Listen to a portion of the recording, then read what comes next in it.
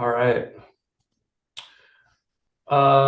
Okay, it looks like we have a quorum. I am going to call the meeting to order. The Commission on Equitable Housing and Development meeting has now commenced.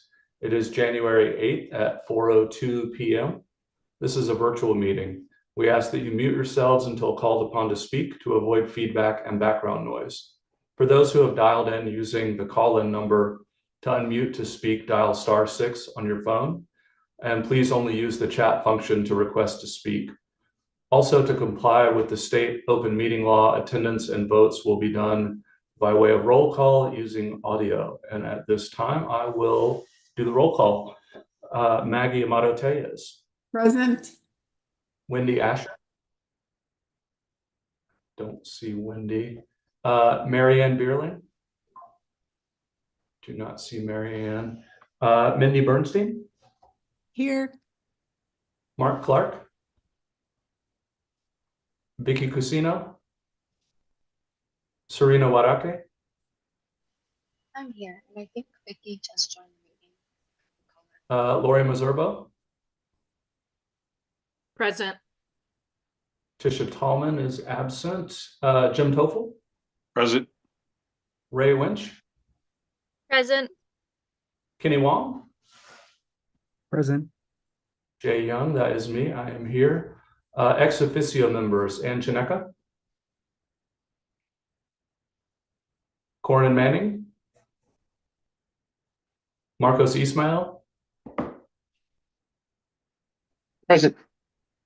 And Mike Edmonds. I am present. All right. Are there any updates to the December meeting minutes? If not, I will take a motion to approve the minutes.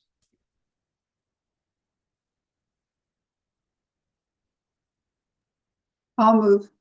Maggie. Thanks, Maggie. Do I have a second? I second that. Mindy? Thanks, Mindy. All those in favor of approving the December meeting minutes, say aye. Aye. Aye. All opposed? Say nay. Any abstentions? All right, December meeting minutes are approved. So today we've got a full agenda as we do most meetings. I'm going to do a call to the audience after this. Then Ray's got 15 minutes for a discussion about mobile home parks and manufactured housing issues. We've got Pima County Housing Commission updates if there's anybody from that commission.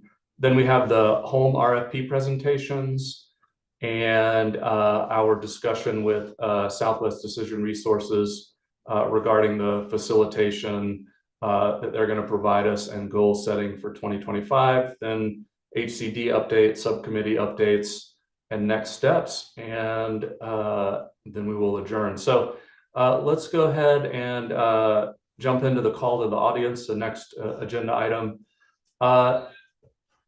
The call to the audience is limited to 3 minutes per speaker and a total of 10 minutes. All speakers must share their name to be recorded in the meeting minutes. And please remember that the call to the audience may not result in discussion with members of the commission.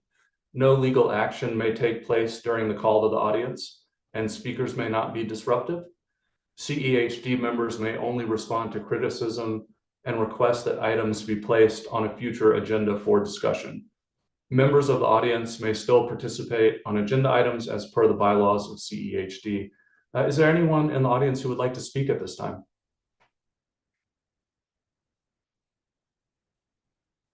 I don't see any hands up, Jay. We do have people in the audience, but I don't see hands up. Okay. I will do one more call to the audience. Is there anybody in the audience who would like to speak at this time? If not, we will move on to the next agenda item. Going once, going twice. Okay, moving on. Next up, we have Ray Winch, who is going to give us a presentation about mobile home parks and manufactured home issues, and then lead us in a discussion. Ray, the floor is yours. Take it away. Thank you. And will someone else do the screen share or should I pull it up? I have it up, Ray, if you'd like me to share it. Great, thank you. No problem. So while that's being pulled up, thanks so much for taking the time to put this on the agenda. As some of you may know, outside of this group, I work with the Tucson Alliance for Housing Justice and Poder Casas Móviles, the group that's focusing on mobile home park issues in Tucson. And I'll go into this later in the slide. So you can go ahead to the next slide.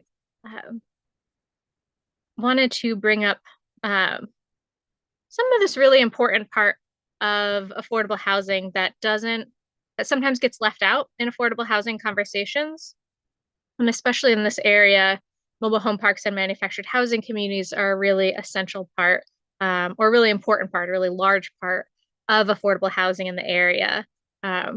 Tucson and Pima County have a much higher percentage of mobile home parks than many other areas. It's approximately 10% of the total housing stock in Pima County. And specifically looking at issues that are happening to people who own their home but rent the land, who fall under the Mobile Home Park Landlord Tenant Act or the RV Landlord Tenant Act, because of this like particularly precarious situation of that not being a full renter, but being a homeowner and not owning the land. And it move to the next slide, please.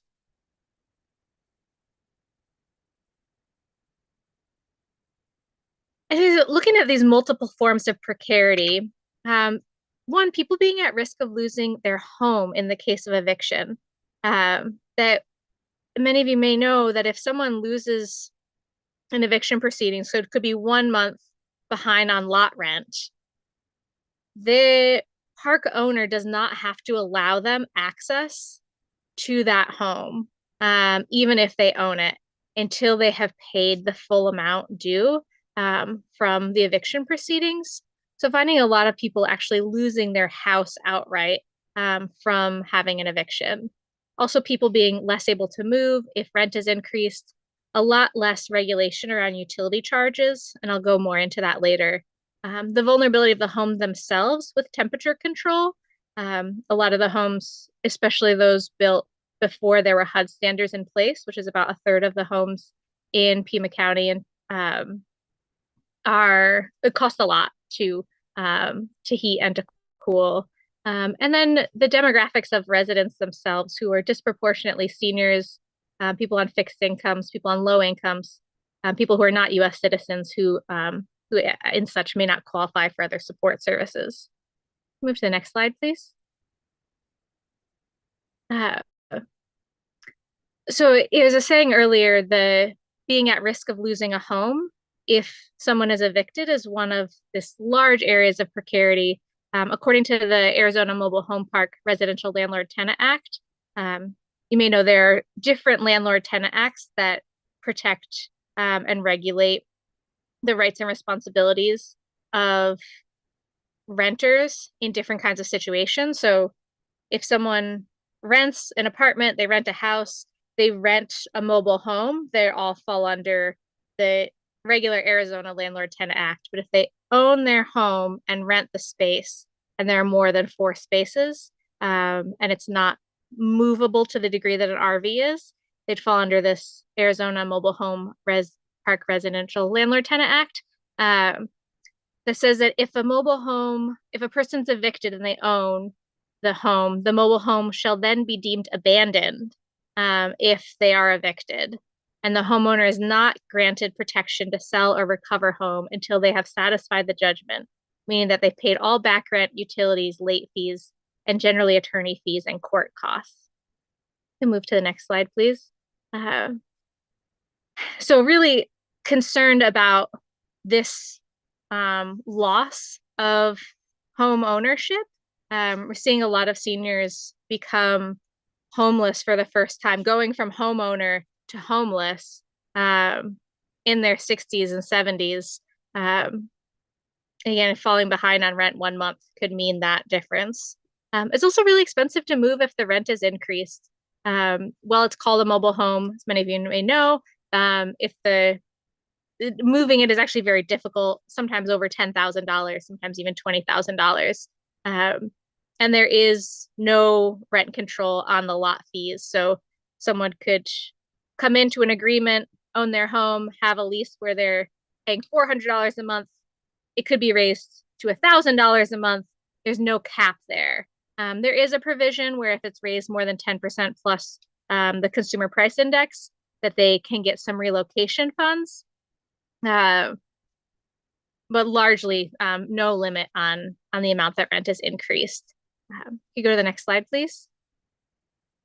And one of the things that has been coming up a lot in Tucson and in Pima County is the lack of regulation around utility charges. The Poder Casas Móviles did a survey of the issues that are affecting mobile home park residents. And the number one thing that came back was high utility costs, even higher than the next thing was increasing lot fees and lack of regularity of utility services. So I've been doing some research onto what's happening with these utility charges. And almost everyone who's saying that they have the high utility costs, I'm going to say that many of the people who are having issues with high utility costs are on master meters, meaning the utility company serves the park and that park is considered the customer. And then the parks will often sub-meter. So they'll have an individual meter at each home, but there's little oversight of that. So if someone has a high charge, if they were a direct utility customer, they could call the utility, have them check out the meter. They could call the Arizona Corporation Commission if the utility isn't responding. Mobile home park customers on master meters don't have either of those recourse. The Corporation Commission does not regulate master meters, and the utility companies themselves do not regulate master meters. You go to the next slide, please. So this is some of the results from our survey. Actually, at this point, there have been over 100 people who have responded for over 35 parks. Our survey was mostly among Spanish speakers, since that's some of the focus area of Poder Casas Móviles. If you could go to the next slide, please. And some of the results of this problem with the overcharging for utilities being a really high issue, followed by problems with the utility service, rent increases, demand to change or move things in the home, like people getting eviction notices or threats of eviction for having weeds that are too tall, and a lot of harassment and retaliation. You're the next slide, please.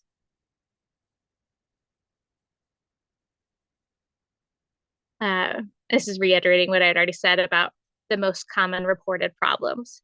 Go to the next slide, please. So some examples we're seeing is in one park in Tucson, some people getting charges as high as $1,200 for a single month for electricity. As residents have met with the Ward 3 office, with Pima County District 3 supervisor, also with the Ward 1 office, trying to find a way to address this issue of lack of oversight over utility charges. Because someone can be evicted, and there actually are some cases that have come to Poder Casas Móviles of people who are facing eviction off of a disputed utility bill. So whereas someone who's a direct utility customer will not be evicted if they don't pay their utility bill, in most mobile home parks, if they're sub-metered, the bill for the utility goes along with the rent bill, and as such can be evicted for having not paid a utility bill. Go to the next slide, please. These are some more examples of some of the really egregious utility overcharging that is being reported to us. People who don't even have a gas appliance connected, getting really high gas bills. Someone who's a snowbird getting electricity billed for hundreds of dollars, even though they're not in the home. Next slide, please. Uh, yeah, and if you go to the next slide as well, some more examples. So we're really encouraging that the burden of proof should not be on the residents to prove that they're being overcharged, that there be more accountability, and really that the commission consider this kind of precariousness of situation when we're thinking about affordable housing and protecting residents. Your next slide, please.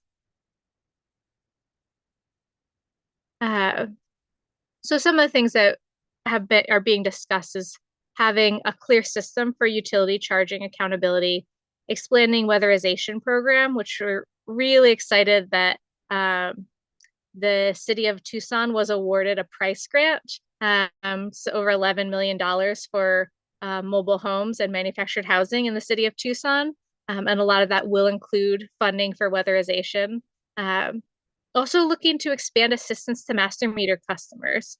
And where I think that's directly relevant to the commission is, with our relationship with mayor and council and with Tucson Water's relationship with the city of Tucson, encouraging Tucson Water to expand assistance to these customers, many of whom are low income and would qualify for a low income discount if they were a direct utility customer.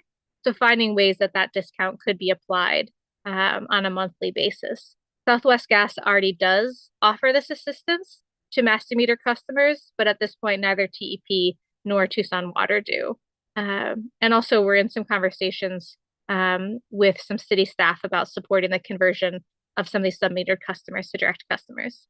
Next slide, please. Actually, let me skip a few of these. So they're getting into a little of the details, and you all will have access to this. You can go to the next one too. And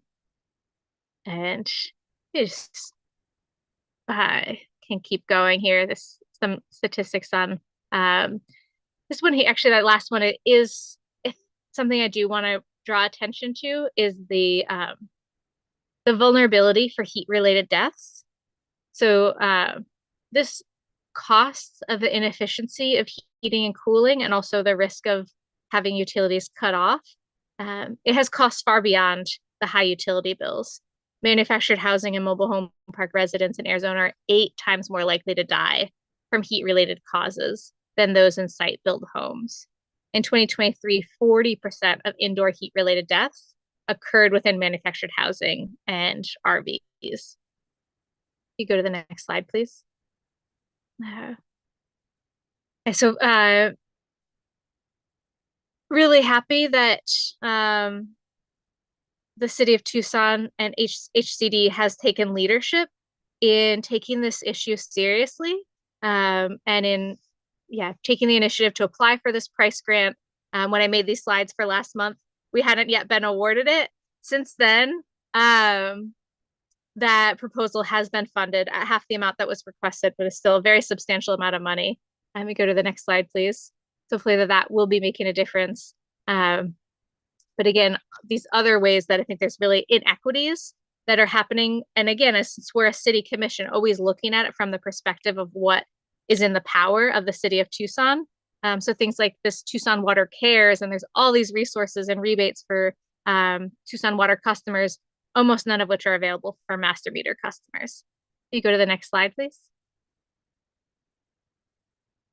There are some protections that exist. It's not to say that there are none.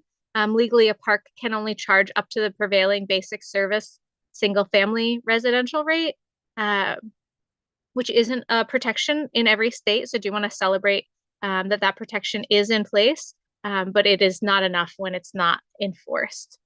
Next slide, please.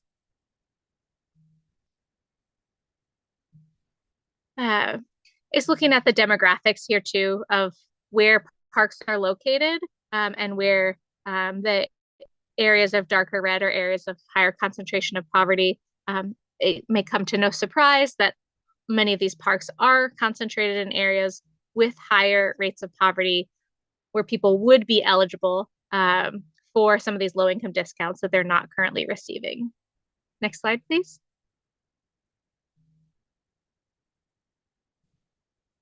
And go to the next slide too. I already spoke about this, but if we want the resources later of, and you go to the next slide too. Some example from California of California does have a state law in the California Public Utility Code that requires that low-income assistance and rebates be available for any sub-metered resident at the same level as a direct utility customer. So there is some precedent of this happening in other places. Next slide, please. And they, I think one thing to bring up too is that the Arizona Administrative Code already does prohibit new master meter parks. That if a new park is being built, they have to be starting as direct utility customers. And if a park is expanding, they have to be direct utility customers. So we're really, for that particular part about the master meter utility overcharging, we're really talking about those that are continuing, that have been already in place for several decades. I believe that law went into effect in the 80s or the 90s. Next slide, please. So some ideas we've been floating from conversations with city council member staff is what kinds of voluntary support there might be for supporting parks to convert to direct utility customers, and if there might be public funds to help support this. California does have a voluntary conversion program. Since some parts actually would want to do that conversion, it's just a lot to have that on the park or the residence itself. So looking at that as one potential way of addressing that particular part of the issue. Next slide, please.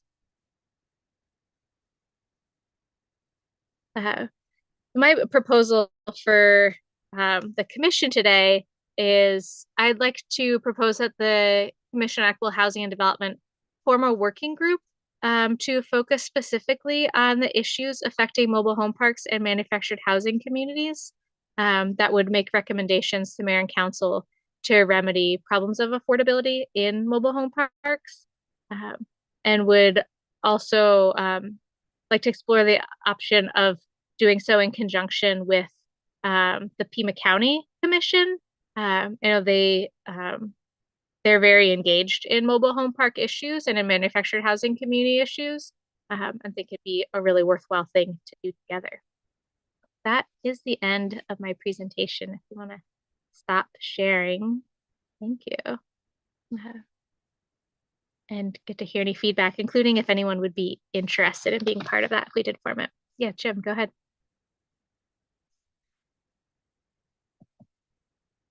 You're on mute, Jim. Yeah. So first of all, I just want to give a shout out to Ray and HCD for the HUD grant that was received. I know she was part of the application process. It was a very competitive grant. Jay and I and Ray were all at the press release last week. The city received $11.5 million, and I think only like 20% of the applicants got awarded or something like that. It was very competitive. So I think that's a huge feather in your cap, and I congratulate you, both Ray and HCD, on making that happen. So I may be getting confused with New Mexico, but is there I believe there's a law, at least for multifamily, that, you know, so we've done projects where we install solar panels and we have sub meters to the units. But I believe there is a law in the books that says that tenants cannot pay more than the utility rate charged, you know, plus potentially like a processing fee or something. But the, you know, processing fees is pretty small, maybe $5 or $10. Does that law exist in Arizona for multifamily, but it doesn't apply to mobile homes? Is that accurate? No, it does exist for mobile homes. The problem with that is the enforcement. So there's no enforcement. Well, I can't say that. There is not a clear enforcement oversight. People can pay $50 to make a complaint to the Department of Housing, but Department of Housing does not regulate the mobile home parks. Like, they don't license the parks. They don't have a ton of power in it. but the law is on the books that they are not allowed to charge more than the prevailing rate. It's mostly just the burden is on the tenant to potentially have negative impacts of that, including being evicted over a charge. And then an eviction can happen in a very short time period versus getting a hearing with the Department of Housing can take several months. And then the other place is taking it to small claims court. But yes, there is a law that they're not allowed to charge more than the prevailing rate. Well, this one gets me a little excited. I know Steve Toffel, who's my uncle, has been working with you on it, and you guys are planning a trip to meet with ADOH on it next month. Is that right? Mm-hmm. So, I'm a little bit nervous about being spread too thin. If there are things that I could do to help, with advocacy, I'm happy to do that. I'm not sure how many meetings I can participate in, but I appreciate you bringing this up, and I do think it's an important topic. If anything, it seems to me like most of the policy change would need to occur at a state level, not at a city level. Is that true? And there's some things that could be done on a city level, and that's really what we would focus on as a commission, I believe. Things like oversight for at least from Tucson Water and that utility, I think is one area. And then, especially since this price grant is happening, I think the commission could be, if there were a working group, deeply involved in the implementation, supporting the implementation of that. There are absolutely a lot of the changes would have to happen at a state level, but I think it is relevant enough that it would be worthwhile to have it part of the conversation as a city commission as well. Yeah. Well, I'm a free market guy, so it hurts me a little bit to say this, but I do think the rules need to be a little bit different in a mobile home park than a typical multifamily project, because there is such a barrier for people moving. It is such an expense. You can't just move if you don't like the way that something's being run. It's a very expensive process for a lot of these people, and so when there's predatory acquisitions which occur that then jack up the rates, what is the recourse? And I think that they do need to have a separate set of rules for that, but I'm not sure what those are. So thank you for what you're doing.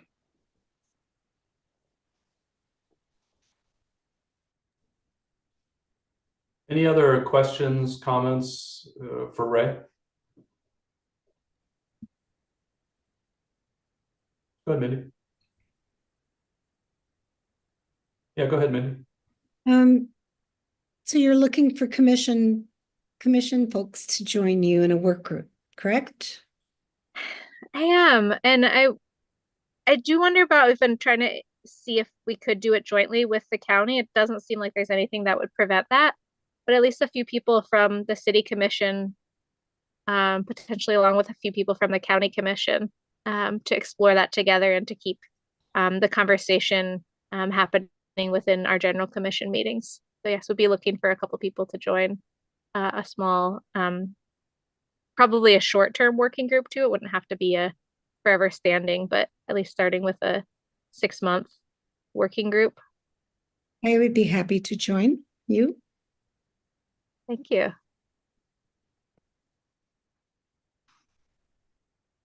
Go ahead, We Kenny. need 2 more people from the commission. Going. This is Maggie. Ray, I'll join too to learn more. Great. Any one other person? One more person. I see, Kenny, you had your hand raised. Did you want to speak? It was more of a question to follow up. Go ahead and ask that. Oh yeah, I was curious if you have a sense of what the number of units, I guess the median or average is around town. And then I think it's a good idea for the conversion to direct metering. And I was curious about what that cost might be like, what the scale of that endeavor is. And for that first question, that was a number of units in the city of Tucson. I don't Or, know that Or I guess the average size of the parks themselves, like how many units are there? Mhm. Uh, a lot of parks are in like the 60 unit range. Um, I would love to get the data from Tucson Water, because they do bill as mobile home parks. So they can, I think, pretty easily give a list of these are the 100 parks that we bill as mobile homes. We've tried to get TEP, I don't think has they've said they didn't have the specific um, billing category of that. Uh, yeah, but I don't know, Tucson Water, at least they said that they have 100 parks in the Tucson Water service area. So that's, beyond just the city of Tucson, but in the Tucson Water service area that they bill as master meter mobile home parks. And the price, I think, would really vary park to park, based on the infrastructure. I think the main cost for the conversion is actually like the underground utility service. It's the like retrenching if the wiring is not up to code, for example. If there was a park where everything was already up to code and it was just swapping out meters, it would probably be relatively inexpensive. But I think, especially since they haven't allowed these to be built in, I believe, the last 40 years, I think you're probably going to find a lot of issues with potential leaks underground and potential wiring issues. But those are our conversations we've started with Tucson Water and with TEP, at least, of getting some estimates of how many parks they already have, and what some of those barriers might be. And this subcommittee could be continuing conversations with them. Any other questions or comments for Ray?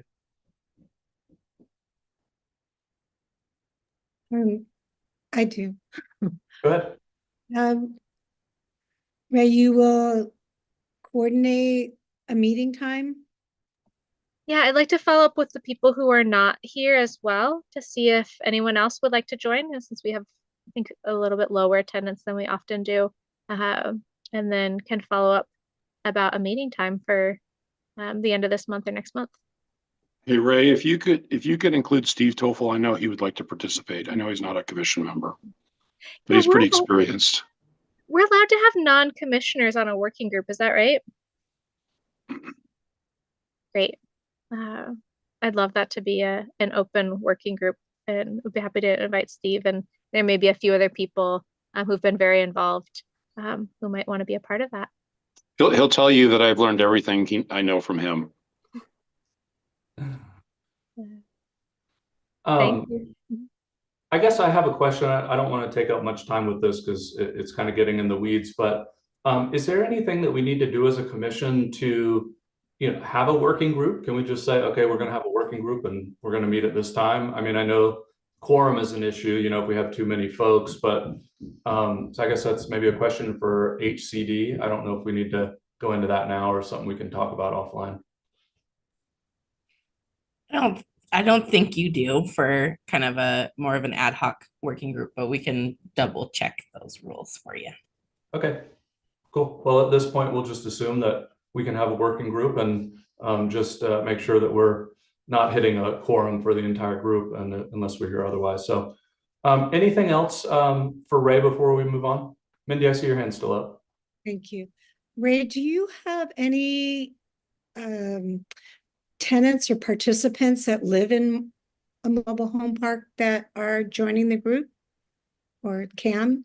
Yeah, it's a great question. I think as long as we're allowed to have non-commissioners on the committee, I would love to invite some mobile home or manufactured housing community residents to be a part of it. And there are some very active people who have really deep analysis, not just on their personal experience, but on the systemic issues that are being faced, who I think would be really wonderful to contribute to that conversation. So, hey, Jay, on your question, I'm just reading our bylaws on Article 7, which is meetings, subcommittees, and working groups. Section 3, item 3, for purposes of the Arizona open meeting law, a quorum of any subcommittee or working group shall consist of the majority of the authorized members of that subcommittee or working group. So we have the ability of doing it. It says we need to vote on new subcommittees, but I think working groups, we do not need to vote on.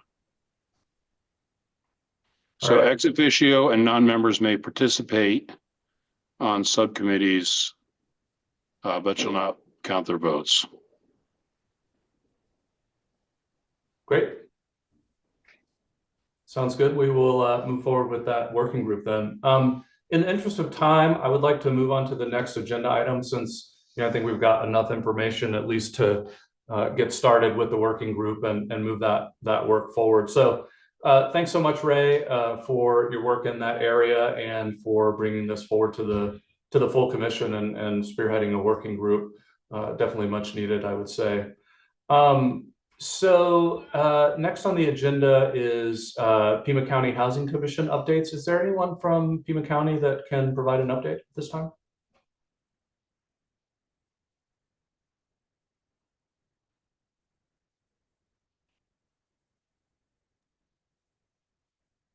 Oh, yeah, I don't think that we have any updates. I'm not an official member of the County Housing Commission, but being at the last meeting, I think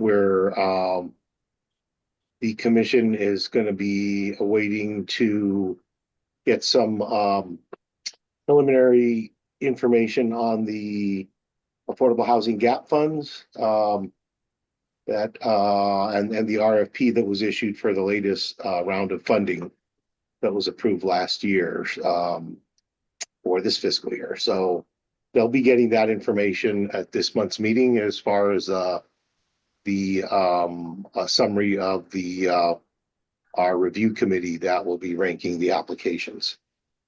And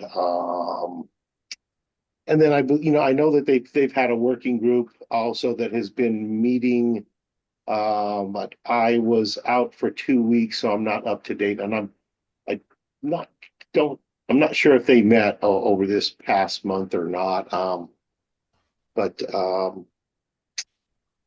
Yeah, I think that's what's going on there. And that working group subcommittee is just also working on finding additional funding sources and resources for affordable housing, looking at other funding streams that might be available for for the County Housing Trust Fund.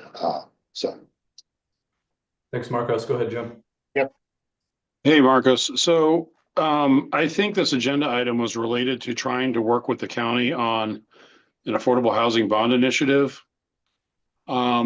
And unfortunately, I don't think I have good news to report. That I talked to Dan. What's Dan's last name, Marcos? I'm having a brain fart. Sullivan. Thank you, Dan Sullivan. And Megan Headings has been talking to Dan Sullivan. There's been several people talking to him to try to figure out, because at the last, not the last Pima County Housing Commission, but the one before I spoke, I think Marianne spoke at the last one. And the long and short of it is, at this point, the county does not have the appetite to get involved in trying to put together a bond initiative for affordable housing. Right. I mean, I kind of saw that coming. I didn't. But I mean, I'm glad that you had that discussion and that Dan had that discussion and followed up on that with our finance team. But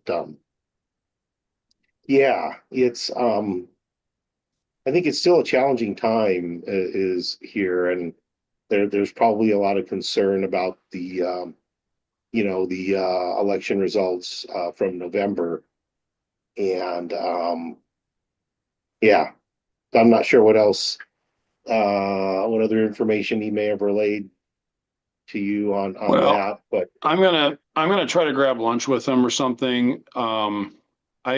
I wasn't real happy with the explanation that he gave on why. And so I want to push back a little bit, because at the end of the day, if the county and the city aren't willing to work together to try to resolve these issues, we're not going to resolve them. Nothing's going to happen. So I, if we need to go meet with each of the county supervisors and have the conversation, maybe that's the next step, but I'm not ready to throw in the towel yet. Yeah, I mean, that sounds like a good plan. And it's, from what I understand, these decisions happen, with our, we have the CIP division and a finance team, that works, specifically on the bond initiatives. And,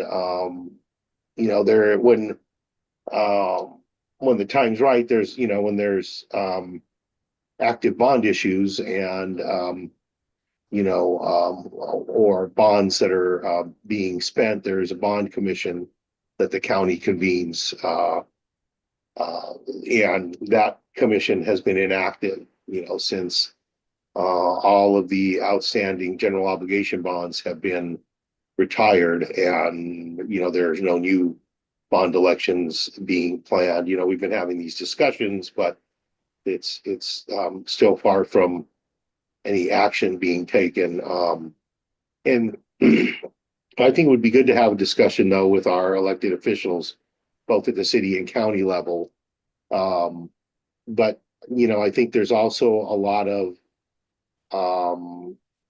other factors that come into play with the financial markets. And I think there's just still a lot of, in my mind, at least, I think there's still a lot of unknowns on the finance side, and with the new administration coming in, what's going to happen with our economy in response to the actions that the new administration may be taking and the effect that it could have on our investment markets. But, they've got to be approved by at the end of the day, the bond initiative has to go to the voters for approval. And so I think that's another concern. And our elected officials, at least on the county side, may be a little gun shy, not just because of the, but a combination of the last attempt that the county had, and, failing. And then, with this 2024 election, we're not seeing any, I guess, improvement on the political side and political will of the voters to approve something like this. And it's almost like, in my mind, I think I would be more in favor of the house and sale tax, I think, is a much better alternative to the bonds. And the opposition is going to treat a bond initiative like a tax increase anyway. So might as well get everything out in the air, out in the open. With a tax increase, it's very clear cut.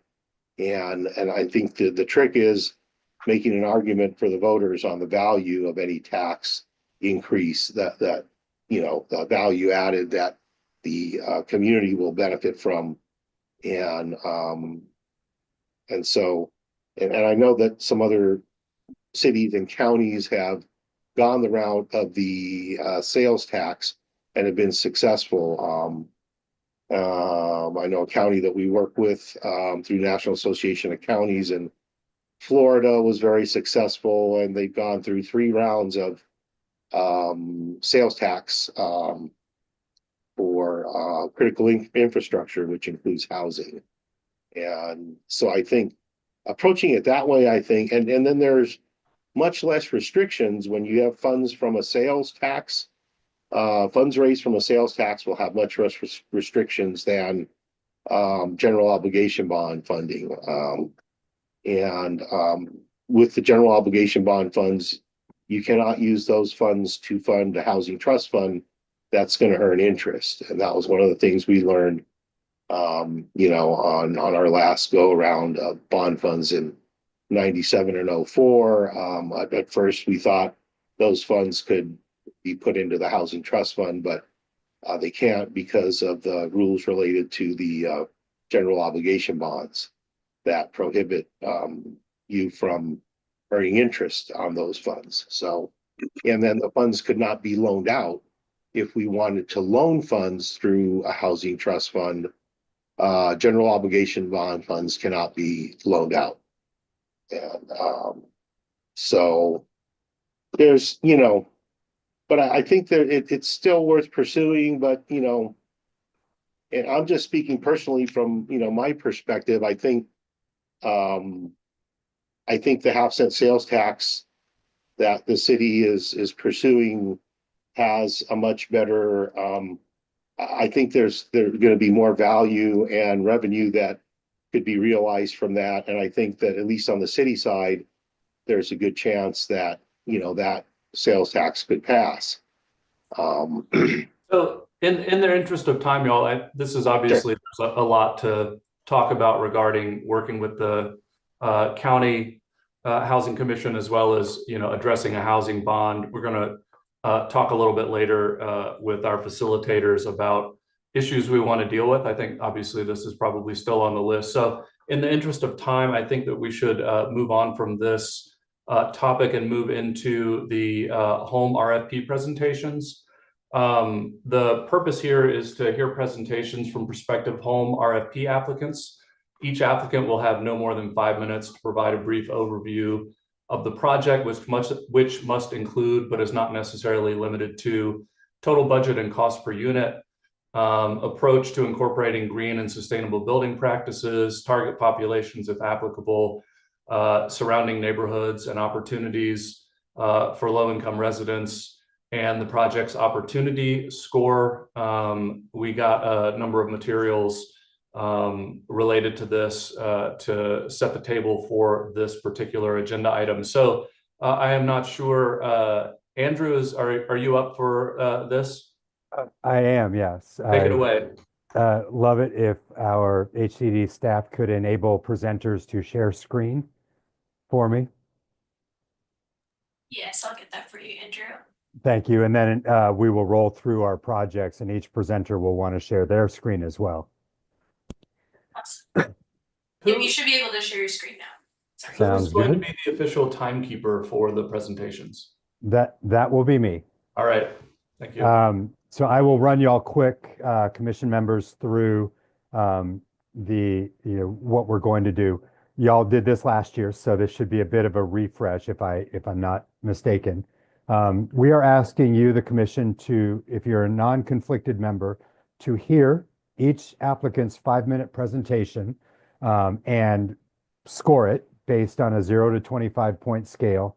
Your scores of this component will be added to all of the other components that the city and county staff members will be scoring to come up with each application's final score.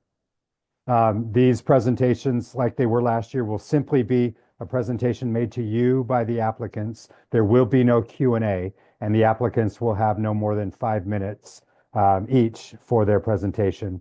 I will be keeping time and prompting them as they get close to that last minute and 30 seconds, etc. As Jay indicated, you commissioners will be asked to score based on what you hear and see only, and on these 4 criteria areas. And members of the commission who are conflicted based on any of these categories, please let me know now, and you all will be recusing yourselves and not able to score these presentations.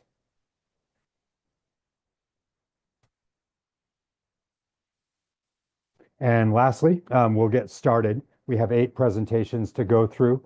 In a moment, we will start with Greg from Southern Arizona Land Trust. He'll get us kicked off with the Elstone 2 project. And from there, we will move through our applicants. I see one hand raised from Lori. Can you just go back one slide to just see the categories again, just because it's easier than when working on a laptop to try to pull up what we were sent? Fair enough. Thank you.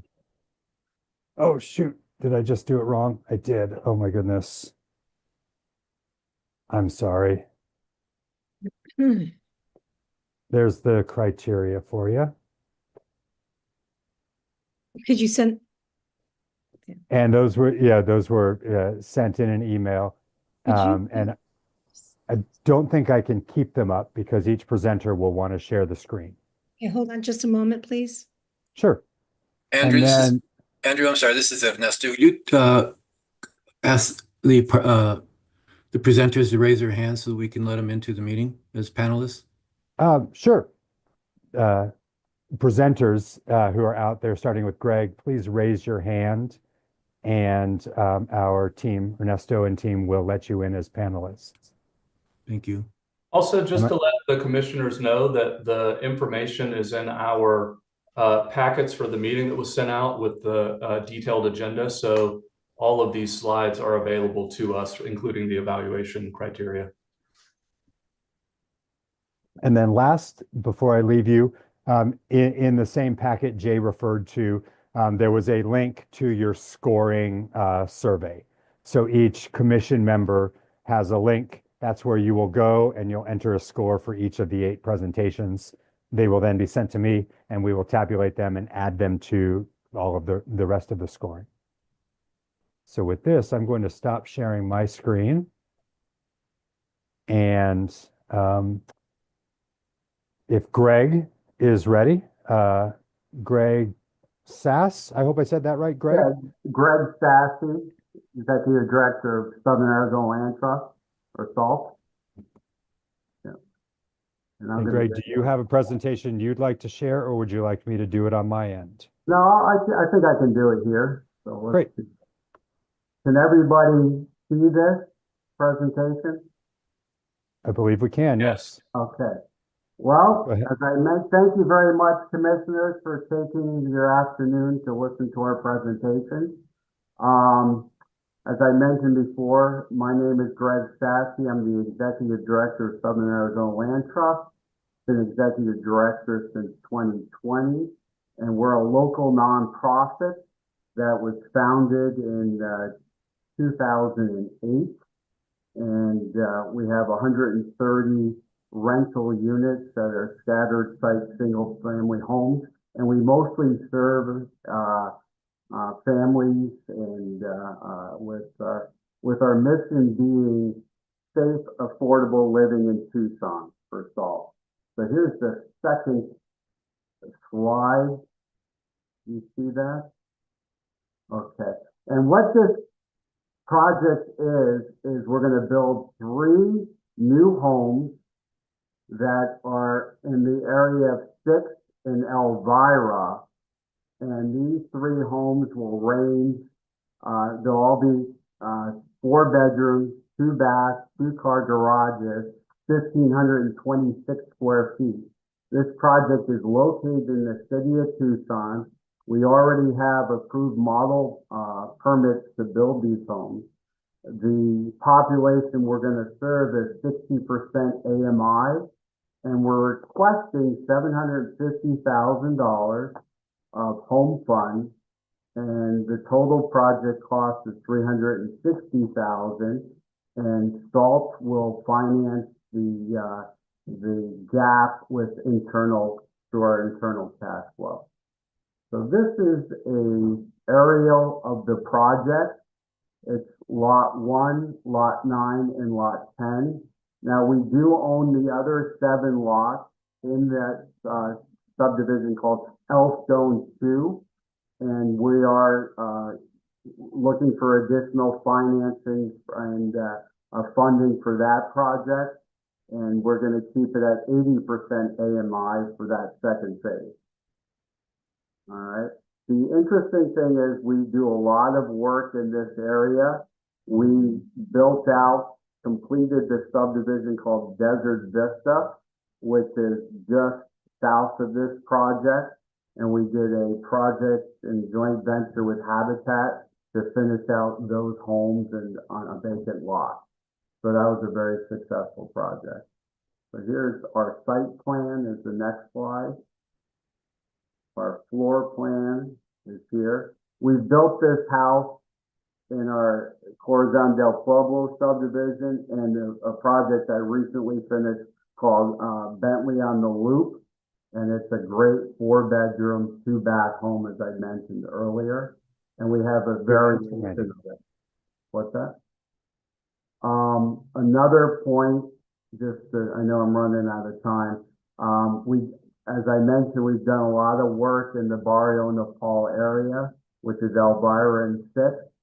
And we built 18 homes at Corona Road Estates. And as I mentioned earlier, 17 homes at Desert Vista. We still own 4 homes at Corona Road Estates and 7 homes at Desert Vista. So the green aspect, we're going to use electric heat pump water heater. Our building envelope, we do a closed cell foam in the ceiling, as well as an air infiltration system, dual pane windows.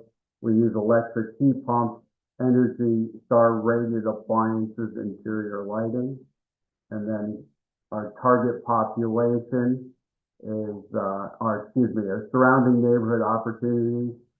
There's a park being built that's 5.72 acres. It is also located right next to Elvira Elementary School, and it's close to major bus routes and transit corridors on 12th Avenue in Valencia. Our opportunity score was 38. Our community score was 96. 30 seconds. Okay, health and safety score is 40. Mobility score was 28. And social economic score was 12. So it's a project that is greatly needed in this area. And, we're very experienced working off of Valencia and 6 with all our projects. And we're just excited to get started. We've owned this property since 2017. So it's time for us to do it. Thank you for your time, and I appreciate the opportunity. Perfect timing. Thank you, Greg. Thank you.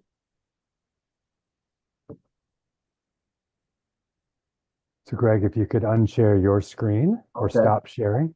I'll stop. And next, commissioners, we have the Lariat Village Project, Kevin Fitzpatrick, I believe. Hey, good afternoon. Let me share my screen.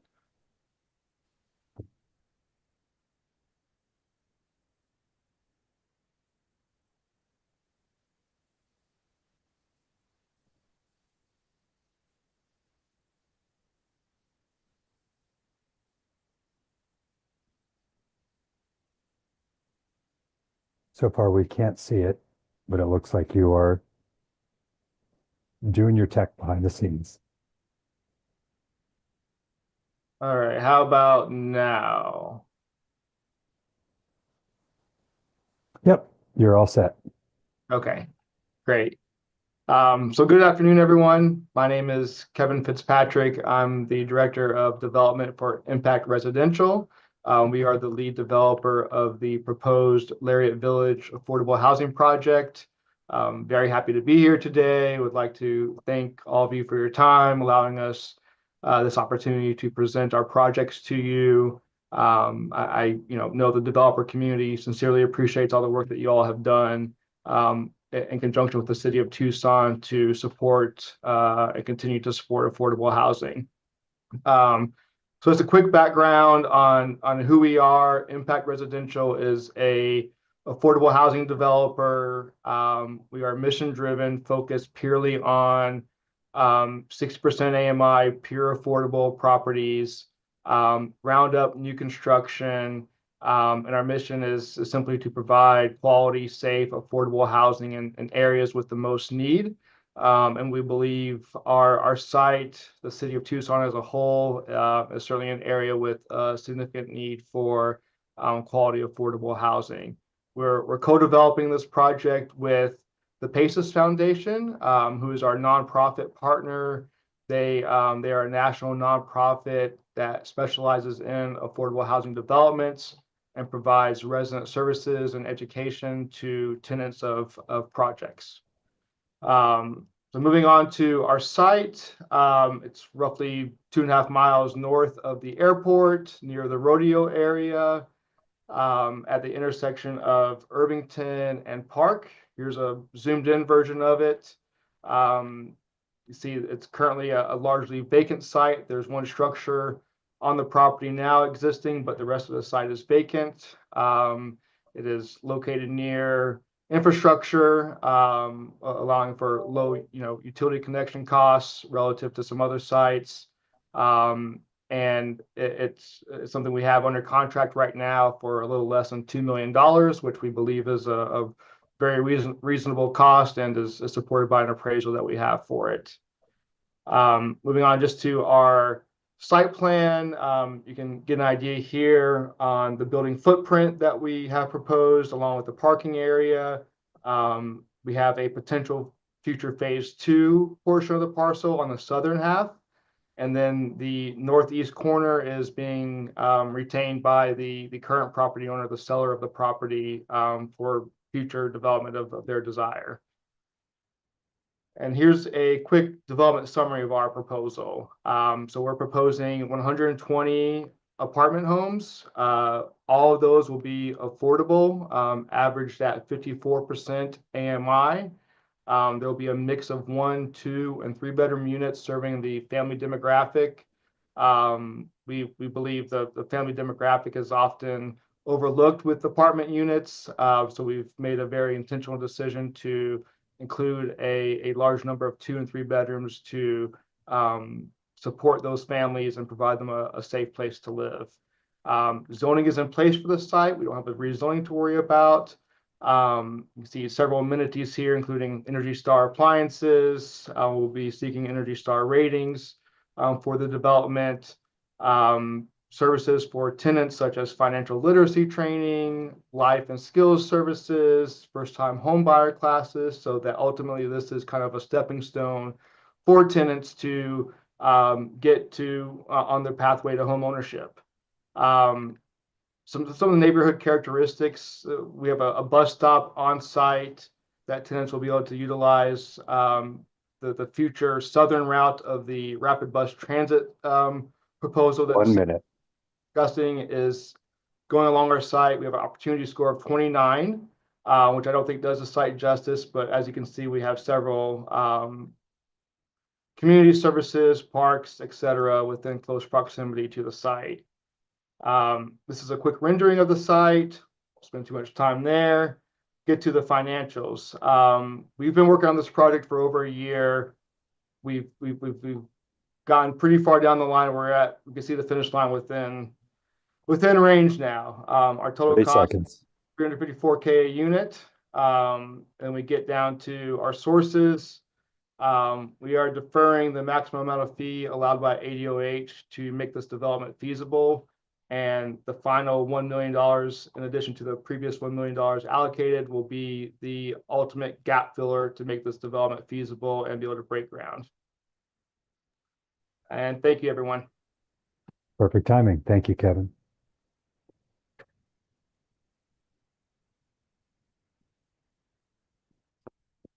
Next up, we have Ryan Labor to present Presidio on Main, I believe.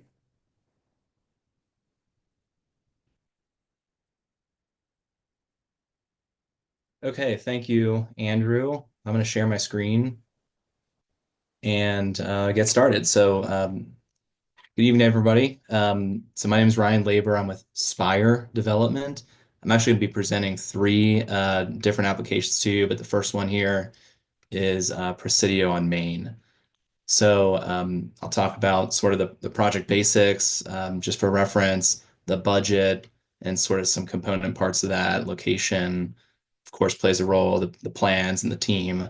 We'll talk about sustainability approach, target population, neighborhood, and opportunity score. So the Presidio on Main is a new construction rental housing project for seniors, ages 55 and up. We're going to be applying for 9% LIHTC from ADOH this spring for the project. And we're applying for $500,000 of home, both for gap funding and for application points with ADOH. The site is located in the El Presidio neighborhood there where the heart is. And it's here on the vacant land you see south of 6th Street next to Main Avenue. The project is going to be 50 units, 45 one-bedroom units and 5 2-bedroom units. Right now, we're at preliminary design stages. So the intent of this slide is to maybe dispel some disbelief. It's a small site, but there's actually some new zoning rules being implemented. And so this is a massing study diagram here where a building can fit in that gray area. An access drive can fit along the southern end. So that's how we get to 50 units. Here is a preliminary drawing showing where the units will stack out. It's a 4-story building, and we're actually planning on some semi-submerged parking here. So with the new zoning rules, we'll be able to have underground parking with 3.5 feet exposed. And so this is going to be a podium design. The project will have a good number of fully accessible units, a community room, fitness center, on-site leasing office, unit appliances, and some supportive services offered by Compass Affordable Housing. The team that we're working with for this project is Tofelden Construction, based in Tucson, with a ton of LIHTC experience, of course. And then Athena Studio is the architect. They drew the plans that you saw above, and they also have a lot of LIHTC experience. So, you know, the site's obviously located sort of in a premium downtown, small location that's driving us into this podium design. And we're leaning on the team's experience with podium projects. These images here, Tofelden projects and Athena Studio projects, utilizing the podium design. And so our budget is we're borrowing knowledge from Tofelden and their previous experience with these types of projects. And so we're using a budget of $315,000 per unit for construction costs, and then typical soft costs that we see across a lot of different LIHTC projects that we've worked on as a firm. So those are your engineering and attorney and accounting fees, things like this. There at the bottom, I'm not going to spend a lot of time on it, but it's a comparison of this project versus other LIHTCs. The sustainability approach will have National Green Building Standard Silver certification, efficient facade, Energy Star appliances. The real premium part is just the number of units that we're fitting in a tight urban space, kind of promoting sustainable living. This is a senior project. Around 50% of AMI is going to be the average income target, and it's a 50-year commitment. The neighborhood is a premier neighborhood. There's a lot of amenities.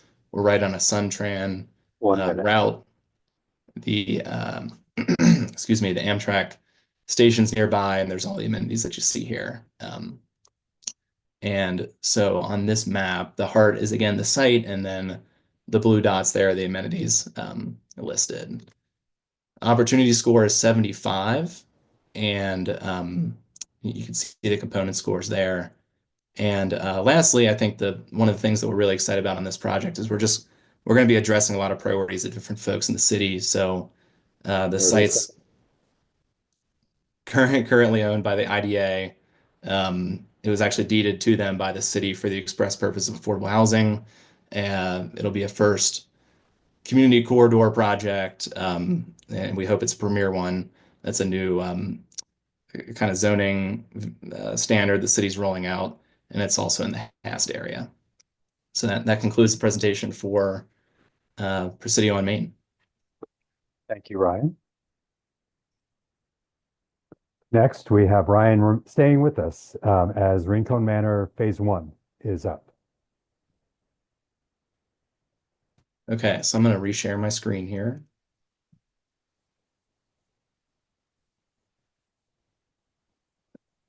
So this project is called Rincon Manor.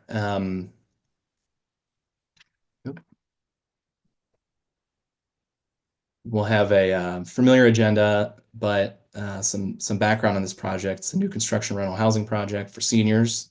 This project was actually awarded 9% LIHTC funding last year by ADOH. And so we're applying for $250,000 in home funding to fill gaps and get us to a construction commencement. The site is located in a Barrio Nepal neighborhood where the heart is there on the screen. Here's the site itself. It's vacant land. Everything that you see south of Isaac's Barbershop, that's the site. This project is 84 total units, mostly one bedrooms. And the status of this project is that civil engineering and site drawings have been submitted to the city and approved.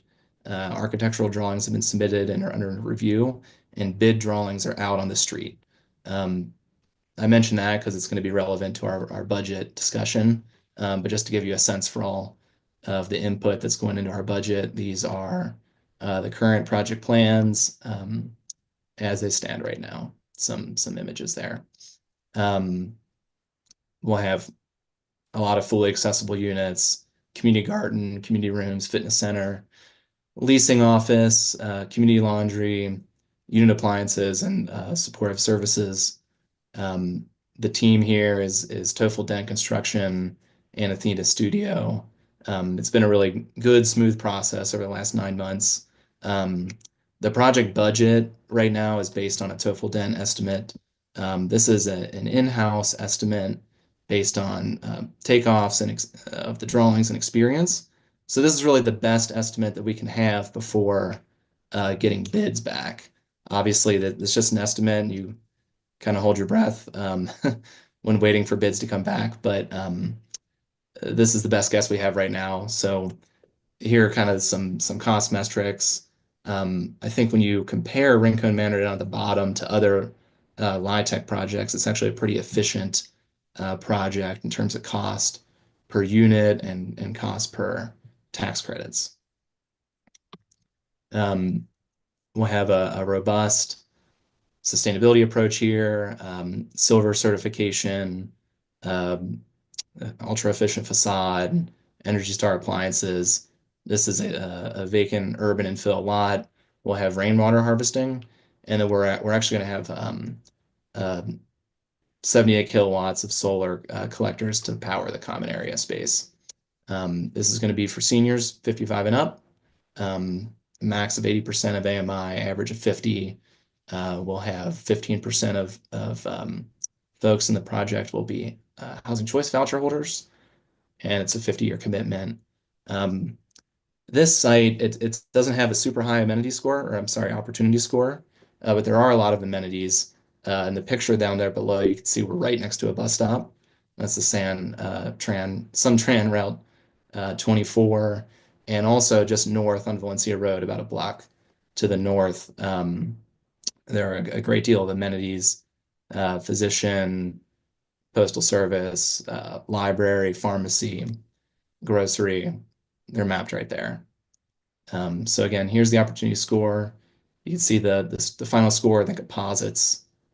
And we just wanted to show that there's been a good deal of support for this project, actually for both phases, from the city council member, Ward 1 council member, Compass Affordable Housing, local nonprofit, and then LifeBridge Church, which is the next door neighbor to this project.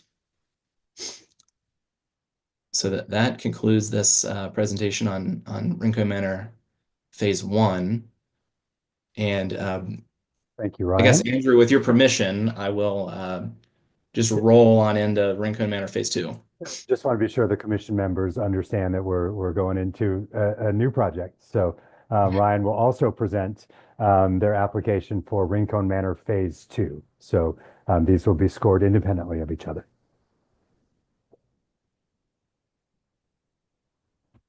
Okay.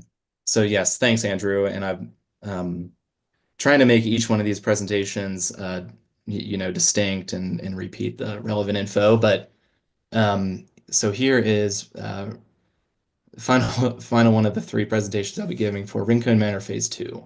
So we're really excited about this one. Rincon Manor Phase 2 is a new construction rental housing project. We're going to apply for funding this spring for 9% LIHTC funding from ADOH. And ADOH basically gives some extra points for subsequent phase projects, and this is going to be the last opportunity to take advantage of that policy of theirs. So, we're excited to basically use our knowledge from Rincon Manor Phase 1 and deploy it right next door. For that purpose, we're applying for $500,000 in home funds, both for gap funding and for ADOH application points. So this project is located in the Barrio Nepal neighborhood. The site is just to the north of the Rincon Manor Phase 1 project. It's everything you see in blue there. So it's just a little bit north of 3 acres of land. It's going to be a little bit less efficient than Phase 1 just due to the setbacks that get introduced with that road in between the two parcels. And also, last year, you'll notice that Phase 1 was 84 units and this is 56 units. Last year, ADOH made available to all 9% LIHTC new construction projects $2 million of State Housing Trust Fund low interest loan money. And unfortunately, that's gone away this year. So that's driving the smaller total unit count, unfortunately. Here is a massing study that was done, just showing that the 56 units can fit. If you take these plans and assume a 2-story building, then we have 56 units. So this will follow ADOH requirements, federal requirements from home money, and then our own firm's development standards, but we'll have kind of typical amenities for a senior project like community garden, community rooms, fitness center, leasing office, would in this case would actually be shared with Phase 1, community laundry, and supportive services such as like tax prep in the winter, or community gardening in the summer, things like this, offered periodically. We would be using the same team as we've worked with on Phase 1, Tofel, Dent, and Athena. This group is very familiar with the site and with working with each other, and we feel like that's the most efficient way to do it. Our budget for this project is based on the construction cost estimates from the Phase 1 project, which is currently out on the street. So this is a best guess, but it's highly developed based on some highly developed plans from Phase 1. And kind of the driver of the cost for this project were a hard construction cost number of $175 per gross square foot. So that's kind of the basis of the budget numbers that you see here. The rest is based off firm experience. And then you can see kind of how Phase 1 and Phase 2 stack up against each other, and then other LIHTC projects there at the bottom. Phase 2 is a little bit less efficient due to kind of lower economies of scale. We'll have a robust sustainability approach to this project, certification, facade, Energy Star, urban infill lot. The target population will be seniors at an average of 50% of AMI. We will reserve 15% of units for housing choice voucher holders. It's a 50-year commitment.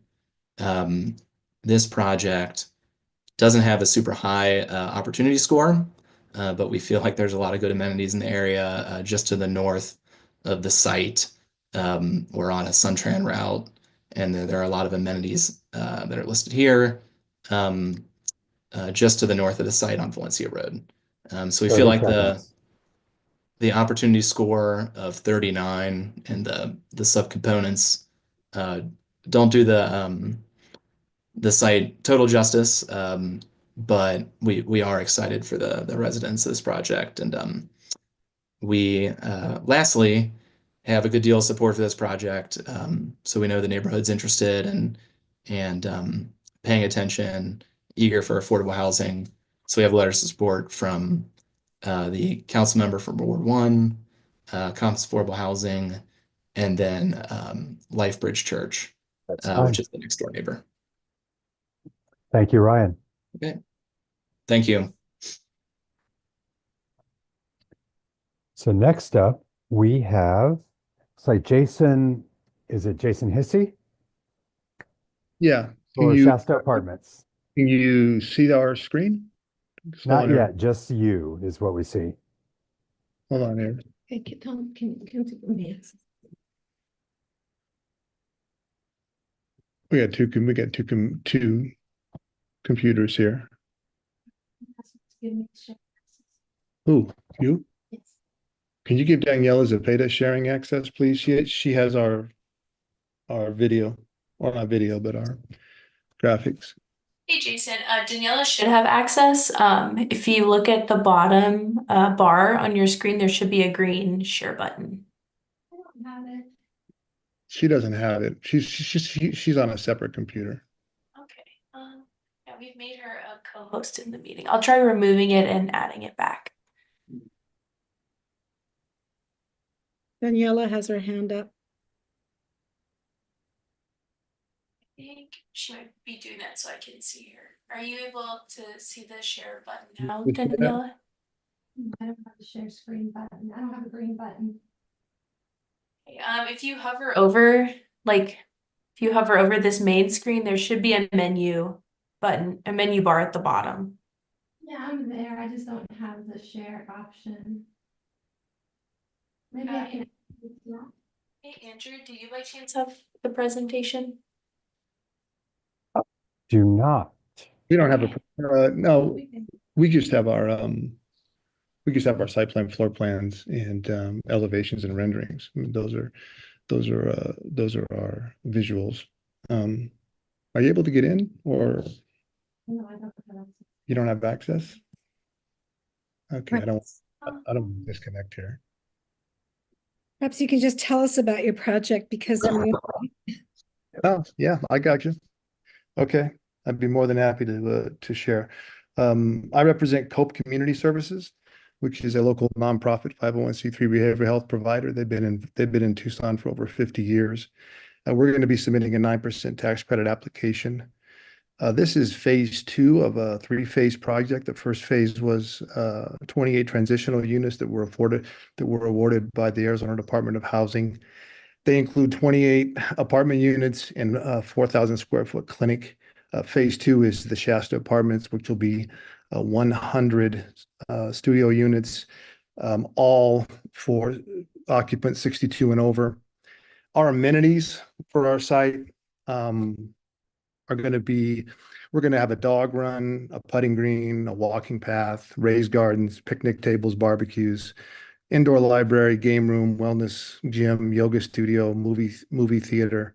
We're going to build a three-story structure, approximately 66,000 square feet, right around $300 a square foot direct construction cost, or all-in construction cost, right around 19 million at that $300 a square foot figure that everybody is seeing.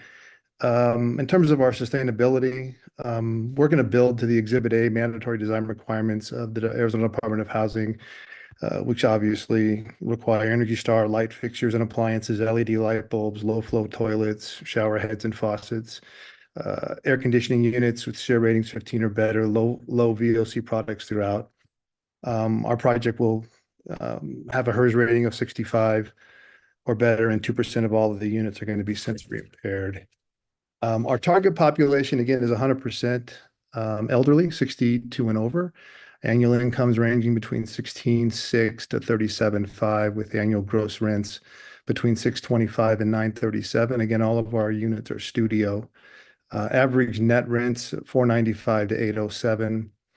Our affordable studio comps have a waiting list of 128 in the MSA area, with vacancy rates below 3%. According to our most recent market study data, we have over 2,100 homes or 2,100 households within the current MSA who currently qualify for the property. Our surrounding neighborhood opportunities for low-income residents. The project is located in the city of Tucson's Norte Sur Strategic Plan area, which is part of the city's Transit Design Federal Grant Award. The project directly supports the city of Tucson's housing and affordability strategy for Tucson, or HAST. The site is centrally located within close proximity to Walgreens, the El Heredero Supermarket, Jacobs Park and YMCA, Wells Fargo Bank, Family Dollar Store, Super Target, El Rio Neighborhood Center, Woods Library, and Tucson Mall. In addition, our subject property is directly adjacent to the Suntran Route 16 to 17, which can get you pretty much anywhere in the Tucson metropolitan area. In summary, our project's opportunity score of 43, community score of 93, mobility score of 40, and socioeconomic score of 33 support the need and benefit for this project. This project is part of a master plan site on the southeast corner of Fairview and Prince that COPE has been under development for the last 4 years. COPE is extremely excited about this, integrating not only their transitional housing phase 1, they're also planning a phase 3, which would be 60 additional 4% tax credit units. The COPE Community Services also was the developer of the Cascade Apartments, now the Linda Cascada Apartments, that were at the corner of Stone and Drockman. COPE is extremely committed to supporting their affordable housing endeavors, putting in significant capital to make the Cascade project work. In this project, they're looking at about 27 million total project cost, about 21.5 in credits, 500 in home, about a $3.2 million perm, $1 million in gap, and then they're going to defer just over $700,000. So COPE's excited to continue their purpose-driven elderly affordable housing that is part of the mission of their corporation. I think I'm right about 4 minutes and 50 seconds. So I appreciate everybody's time, and thanks for hearing us. Sorry you didn't get a chance to see it. Hopefully we'll build it and you can come by and look at it. Can you repeat how much you're asking for? 500,000. All right, thank you. Thank you. Thank you, Jason. You got it. Next up, we have, I believe, Amit Stern from Arion Fund for the North Oracle project. Is that correct? That is correct. Thank you. Great. Let me see if I can share my screen. Let me know if you can see it. Yes, we can.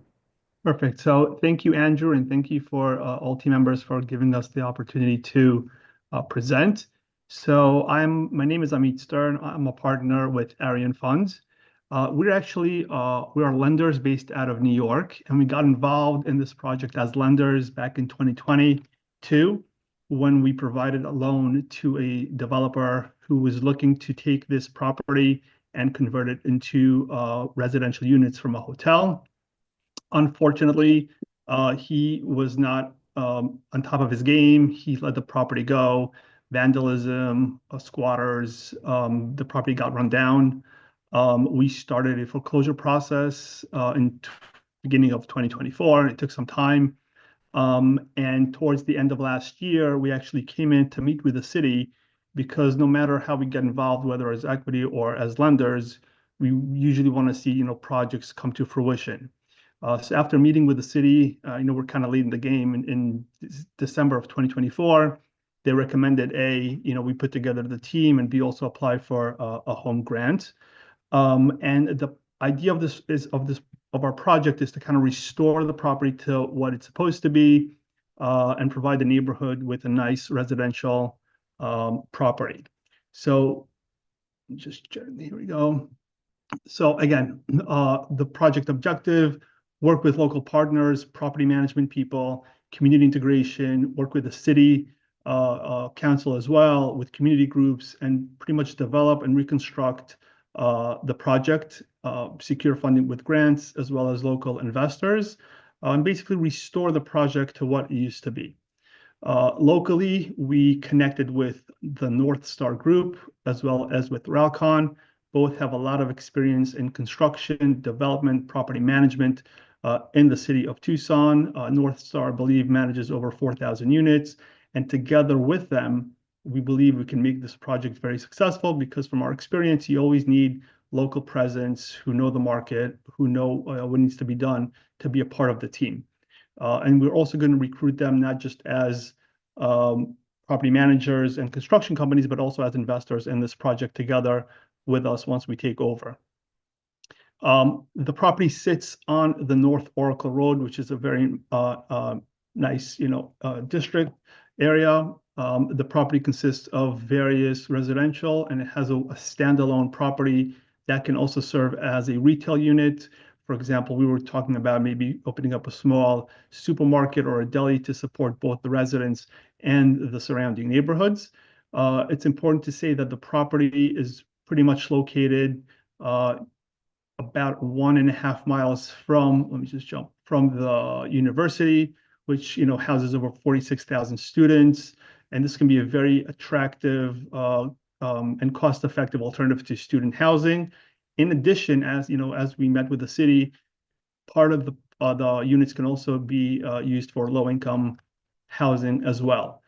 The property has many amenities that we can upgrade. I mean, right now, if you look at the property, it's a sore eye. Everything was pretty much broken into and vandalized, but has a lot of potential, including a pool, vending machines, washing machines, and basically we can really bring this property back to speed. It has a lot of beautiful curb appeal and a lot of charm and characteristics, which I think the city also wants us to kind of take it down, take on this project and not see it, continue being vandalized.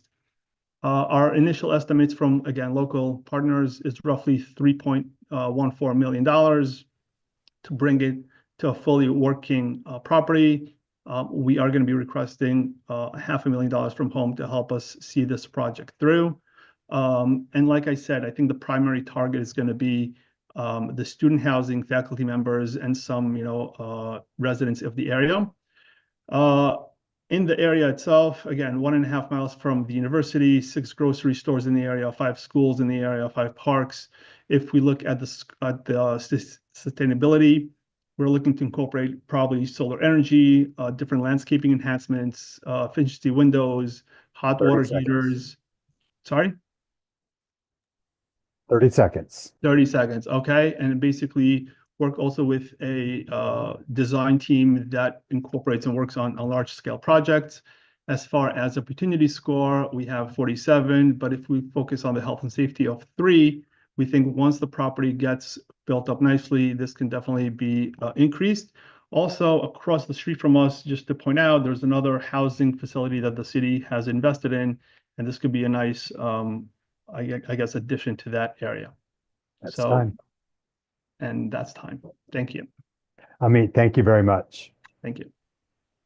And last, we have Michael McMahon to present the 308 East Ajo project. Michael, are you on? I'm here. Great.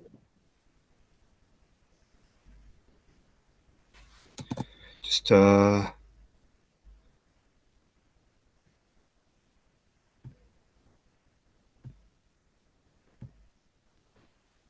okay, can you guys all see this? Yep, we sure can. Great. Okay, so I have a property at 308 East Ajo Way. This is it. It's a 4-unit multifamily dwelling that is in great need of some rehabilitation. Here's an overview of the map. It's directly across the street from the VA hospital on the corner of 3rd Avenue and Ajo Way, less than half a mile from 6th. About me, I'm just a local investor. I own 3 properties in the Tucson area and Pima County. I'm a fire captain at the fire station on Benson Highway. I've been serving the low-income area for the last 18 years, and I'm familiar with the population and their needs through my time down here. I'm not, I guess I'm a little in deep water compared to some of the presenters that went before me. They appear very professional, and I'm inspired by some of the projects they do, but that's not who I am. I'm just a guy with a couple houses. What I'm doing here is trying to rehabilitate this unit. It's a 4-unit multifamily dwelling. It was constructed in the 1940s. And as I said, there's decades of deferred maintenance from the previous ownership. I purchased this in December of 2024 as a long-term investment with the intent to rehabilitate. And just by coincidence, I found this grant the day before the deadline, and here we are. So we hope to kind of make this property safe again, return it to a safe and efficient affordable housing unit to continue serving the diverse population group, and I want to use the home funds to offset the cost. We have plans to do the interior and the exterior. As you can see in the elevation, there is a pretty decent sized shared space. It's just a wasted dirt lot right now. And we want to be able to develop that a little bit as well. A lot of the improvements that need to be done can be done in a very fiscally responsible way, just through low cost improvements to let the fund stretch as far as possible. The things that we need to do are Energy Star efficient appliances, including mini splits for all of the units, actually all the appliances, kitchen appliances, plumbing fixtures, new windows, new doors, and then just remodel the bathrooms and the kitchens and the flooring throughout the units to improve safety overall. Just to go back and touch on this, it's the entire structure is about 1,500 square feet, and there's 4 units. They're all studios. One of them could possibly be considered a single bedroom unit, but it's pretty much just a studio. We also want to add fencing, lighting, do some grading to improve the exterior. And there's possibility that some of the sewage lines need to be improved. So if that was found to be true, once we get into that, we would hope to use some of these funds for that as well. We're seeking $75,000 in home grant funds to offset our expense. All of our investments are towards sustainable infrastructures and community amenities that will improve the experience for the residents. We do currently have all 4 units occupied with tenants that we inherited. I don't really want to have to kick anyone out, so to speak, but we will offer any relocation assistance pursuant to the URA and the 104D if needed. Just a quick estimated budget. I think I'm looking at about 105,000 of which we're asking for 75,000. We do intend to use all Energy Star, lead appliances, and efficient building materials like the windows and doors. A big part of that is to provide low utility bills to our tenants. Safe parking is a big one, and just improving the outdoor area to have a shared safe space to foster that community there. In the future, we have some hopes and desires that may come to fruition. We're currently already a non-conforming property under the UDC Article 9. It's an R2 zoning. With how progressive the city's been with zoning, we are hopeful that in the future there may be opportunities to expand because there is space on site. But if no further residential dwellings are allowed, we do want to at least add a laundry facility for the residents to use. 30 seconds. Okay. We are dealing with a predominantly Hispanic and extreme and very low income, 30 to 50 AMI. We want to continue to promote the affordable housing for these people. We're in the document identified a couple revitalization areas, and we're within the transit area from the TI up to the Tucson Mall through downtown. We intend to meet the P-CHIP vision here, and our area, like I said, directly across from the VA hospital, allowing for veteran access to medical care.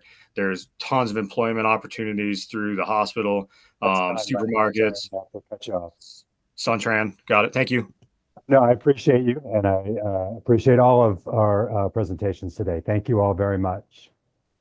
For the commissioners, that wraps our 5-minute presentations from each applicant.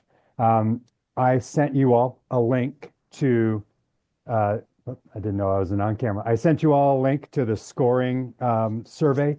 I ask that you all input your scores and complete that by the end of the day Friday, while they're still fresh in your mind, and that will enable our staff review committee to get to work next week on the rest of the reviews for these applications.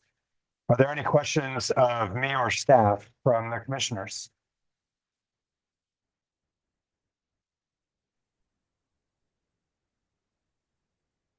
It appears not. So Jay, I will send it back to you. Thanks so much, Andrew, and thanks to all of our presenters today. Moving on to our next agenda item. We're about 30 minutes behind schedule, unfortunately, but yes. This is Maggie. Is there a way to get a copy of the presentations? No, there is not. That as part of our RFP, we don't allow for that. So they were strictly based on the online or in-meeting presentation. All right. And this is Mindy. I am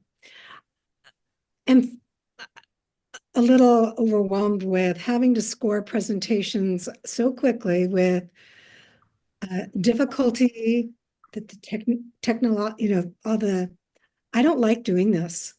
I don't, if I can't look back and look over presentations, this is being recorded, right? Yes, It is, Mindy, yes. this is recorded. I can send all the commissioners the link to this meeting so you can look back and reference these. Thank you. Yep. Thank you. Very stressful having to 4, 5 different projects with such time constraints. So thank you. I agree. And then my laptop screen died. So it's like, geez. All right. Thank you. So this is what we've got to deal with today, guys. If we want to talk about how we do this next year, we can certainly do that. But again, in the interest of time, I'd love to move on to the next agenda item, which is our discussion with Southwest Decision Resources for our facilitation and goal setting. So Brian and Colleen, I'm not sure how we want to approach this today. I mean, obviously we are basically out of time. So I don't know if we just maybe want to set the table and then, move this to our next meeting. Again, I'm just kind of thinking out loud here. Yeah, thanks, Jay. I appreciate you guys have a packed agenda. Yeah, Brian and I were kind of chatting on the side. It seems like maybe we just kind of reintroduce ourselves, say hello again, and then kind of tee up what we're thinking for subsequent meetings, and then we'll follow up with you and Tisha and the city team afterwards. Does that sound right? Sounds good to me. So just like less than 5 minutes. I don't know how much more you've got. About 15 minutes after this you need to fill. I'd say, yeah, take maybe 10 minutes. I think we can get through the rest of the agenda if you guys take about 10. Okay, all right. Well, we'll try and be brief. Good evening, everybody. It's nice to see you all again. My name is Colleen Whitaker, and I'm here with my team member, Brian Manwaring. I'll let him introduce himself in just a second. I just want to remind you of who we are. We are Southwest Decision Resources. We're a facilitation and collaboration group. We work mostly on community issues and natural resource management issues. We are based in Arizona, and Brian and I are based in Tucson. We are a woman-owned small business, so we're not a nonprofit, but we do operate more like a nonprofit. We're mission-driven, and we've got about a dozen team members. We had the pleasure of working with you all toward the end of last year and earlier, end of 2023 and early in 2024, and now we're back. I want to let Brian introduce himself as well, and then I'll talk a little bit about what we might be up to. Yeah, thank you, Colleen, and thank you to the commission for having us today. Yeah, my name is Brian Manwaring. So Colleen is reintroducing you all to SDR, but I'm a new member of SDR, so this is my first time meeting you all. I joined SDR just a few months ago in September. But I've been here in Tucson now for 16 years. I previously worked at the Udall Foundation doing this very same work. In fact, I worked with Colleen there many years ago. And yeah, just happy to be here, happy to meet you, and really thrilled to be part of the important work that you all are doing. Thanks, Brian.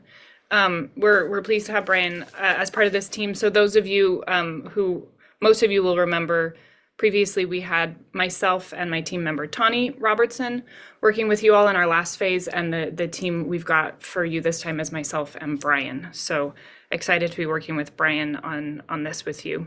So just as a reminder, it was kind of late 2023. We did some assessment work with you, talked to the subcommittees, city, etc. And then we had that strategic planning retreat in February. I cannot believe it's been almost a year since that happened. So one of the outcomes of that work that we did with you is that you all identified you wanted to request facilitation support for the commission. So that brings us to where we are today with the intervening time of figuring out contracting and all of that universe with the city. So we're here now to hopefully support you with facilitation services.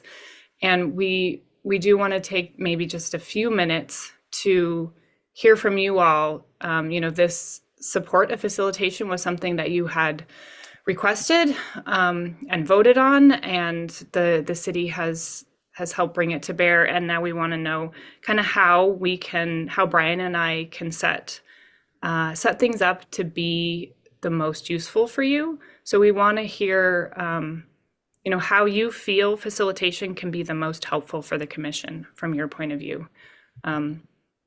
And it can be, we can offer a variety of different types of support, from helping with meeting design, facilitation of meetings or part of meetings, to helping with identification of priorities, which was the agenda item for tonight, but we'll have to kick that. And that can be, kind of more like work plan development, helping you identify priority issues, how you might approach them, how you would work, between subcommittee and full commission on those issues.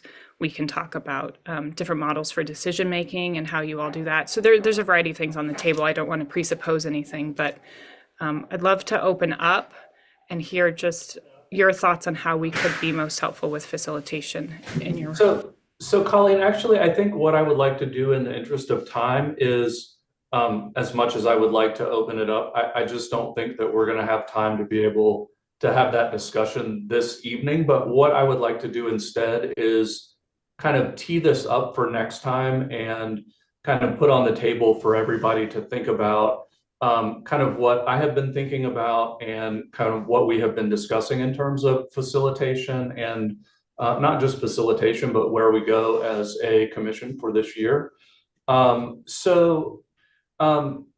As everybody remembers, we did do the strategic planning session about a year ago.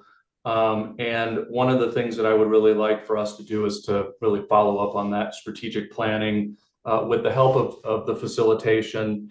I think what I have heard, this is definitely partly me, but what I've heard from other folks is that, and tonight's meeting is a great example, we have had very little time as a group to have deliberative conversations where, we're able to engage with the issues that we are coming in contact with, that people are bringing to the table. I think we're often flooded with information, but, again, have very little time to process it. And I think having facilitators help us to do that will really help us. And I think what I would also like for us to do is to really hone in on like a handful of issues that we can dig into and provide some substantive recommendations on. I think Jim did a great job with getting us to this point, really focusing on affordable housing. I think we came up with some great recommendations there. I think there's more work to be done there, but also I think focusing on some of the other equity issues. Obviously Ray brought mobile homes to our attention, which I think is a good one, but I think we really need to figure out, based on our limited time and capacity, what do we really want to focus in on? Where do we think we can have an impact? And I think we need to discuss that as a group with facilitation. So that's my thinking. And everybody received an email with, I think there were like 7 or 8 issues that Tisha and I came up with in talking with city staff, just kind of based on the things that we have discussed as a group as potential items to dig into. So it's by no means the entire list. I think we need to talk as a group, what other things should go on that list, and then from that list, how do we narrow down to several issues. Finally, I'll just add, I think another possibility would be for us, once we identify the handful of issues we want to tackle as a commission, maybe assign them to the various subcommittees to give the subcommittees a little more direction as well. Obviously, subcommittees can continue to work on other items, but again, assigning some issues to the subcommittees, I think, would provide direction and allow us to dig in a little bit deeper. So that's kind of the short story of what I have been thinking about, but that's just, what, again, Tish and I have been talking about with city staff, but figuring it out as a group, I think is critical going forward. So all that, as far as I'm concerned, is a starting point for us. And then, I think we can dig into it next time. So that's kind of where I would like to leave it tonight. Again, just because we've got a couple of other agenda items. I don't know, Colleen, Brian, is there anything that y'all would like to add kind of to wrap this unfortunately quick session up tonight? No, Jay, I think that's great. Excuse me. Like you say, we can get into all of that next time. We're happy to be here. Thank you. Thank you. Great, thanks everybody. And again, apologies that we didn't get to dig into this more, but obviously we'll center this for our February agenda so we can really dig into this. But nonetheless, I think it gives us a lot of food for thought between now and next month, hopefully. So with that, I am going to get us through the rest of the agenda and try and get us out of here on time. Next up is the HCD update. Is Anne here, or somebody that would like to speak on Anne's behalf? Anna's not able to be here, but can you all hear me okay? Yep. So a lot going on at HCD, but I'll try to be quick, and maybe we could just email out some more details to folks. But Ray spoke about the price grant that we, since the last meeting, heard that we had received. So I won't dig too much into that, but very excited about that $11.5 million. Milagro on Oracle, we are celebrating a housewarming tomorrow afternoon. So this is the city's first LIHTC development in several years. So I hope some or all of you will join us for that. We can also send out a link. Yesterday, Anne and Corin Manning gave an update to Mayor and Council, our 3-year annual update on the housing affordability strategy for Tucson. And I think more than anything would be just like a really, it was a very helpful refresher of just kind of everything that the city has been working on under that plan. We have, you guys might remember the Safe and Vibrant Cities overview that we had from Lane Mandel at last month's meeting, talking to Jay and Tisha, trying to figure out answering some of those follow-up questions people had about numbers potentially served through the projects. We're hoping to kind of have that data and present that data at the subcommittee meetings this month. So we'll be working with everyone on those agendas and giving some updated numbers there, as opposed to trying to do it in this meeting. There, we are really looking for volunteers for the annual point in time count. That's happening this month now, January 29th. That helps us do a 1-day count of as many people as we can find experiencing homelessness, which helps with identifying trends and funding for our region. So you all are invited. Please help us spread the word as well. Jim? And there's a link in the chat. How do we volunteer? I was thinking about that just from a commission's perspective. It would be, I think, good for me to participate in that.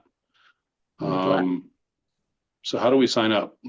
I believe Rachel is putting links in the chat as I go. It's just one morning, right? We go around. Morning. It's an early morning, often cold, but usually 6 a.m. to 10 or 11-ish. Yeah, Allison, trying my best to get all these links in here, but happy to send out again to the commission with Anne and Corin's presentation also. Yeah, we'll send a list with links for all of these things. And then I think Corin, you had a couple updates as well. Yeah, thanks, Allison. I just want to give a couple updates to the commission on some items at PSD that we're working on. So one is the community corridors tool. This is a proposed zoning change to allow more housing along our corridor and promote redevelopment of underutilized sites on corridors through more zoning flexibility and some zoning requirements. So that Proposal went to the Planning Commission for a study session in December, and that study session was continued and will be held on Wednesday, January 29th. And then a public hearing may be scheduled for February with the Planning Commission. So just wanted to keep you updated on that. And then the other item is that we have released a draft of Plan Tucson, the city's general plan, and have a number of community forums coming up in the coming weeks, and also opportunities to share your feedback and comment online. So I'll put links to more information on both of those in the chat as well. Thanks, Gordon. Moving on, subcommittee updates. Affordable housing is first, if you could keep it brief. Super brief. We didn't meet. There you go. Couldn't be more brief than that. The holidays, yes. Equitable housing strategies, that is me. We did meet, had a robust discussion, talked a lot about what we would like to see for 2025, talked about the working with the facilitators.